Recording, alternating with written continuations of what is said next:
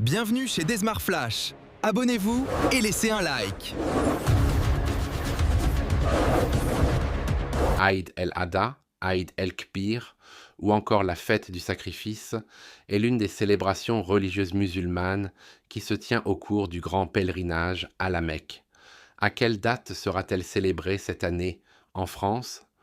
Le Conseil théologique musulman répond: l'Aïd al-Adha est célébré au 10e jour de Dhul Hijjah, le mois du pèlerinage, qui est aussi le dernier du calendrier hégirien.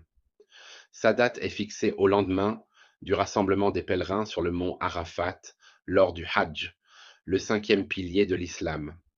En cette occasion, le Conseil théologique musulman français a publié un communiqué pour annoncer la date de l'Aïd al-Adha en France pour l'année 2026, et ce, selon les calculs astronomiques. Le CTMF annonce la date de l'Aïd al-Adha en France. Le CTMF s'appuie sur le calcul astronomique pour déterminer les dates du calendrier lunaire musulman. D'ailleurs, l'organisme indique que la conjonction lunaire, qui correspond à la nouvelle lune, se produira en date du samedi 16 mai 2026 à 20 heures, une GMT, 22 heures, 1 heure de Paris.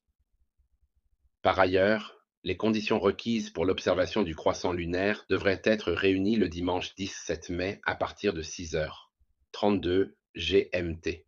Ces données permettent au Conseil théologique musulman de France d'établir un calendrier prévisionnel. D'après les calculs du CTMF, le premier jour du mois de Dhul el-Hijjah 1447 correspondra au lundi 18 mai 2026. Le jour de Arafat, qui précède l'Aïd, tombera le mardi 26 mai 2026. L'Aïd el-Adha sera célébré le mercredi 27 mai 2026. Les méthodes d'officialisation varient selon les zones géographiques. Si la Turquie et certaines instances en Europe ou en Amérique du Nord adoptent directement le calcul astronomique pour leur calendrier, d'autres pays comme la Tunisie ou le Maroc s'appuient sur des analyses d'astronomes nationaux qui confirment cette même probabilité pour la fin du mois de mai. Malgré ces projections techniques, la prudence reste de mise dans la majorité du monde arabe, notamment en Arabie saoudite, en Algérie et en Égypte. Dans ces pays, les données astronomiques ne sont qu'indicatives. La décision finale dépendra de l'observation visuelle officielle du croissant de lune, prévue autour du 16 mai, ce qui laisse subsister l'éventualité d'un décalage d'un jour selon les nations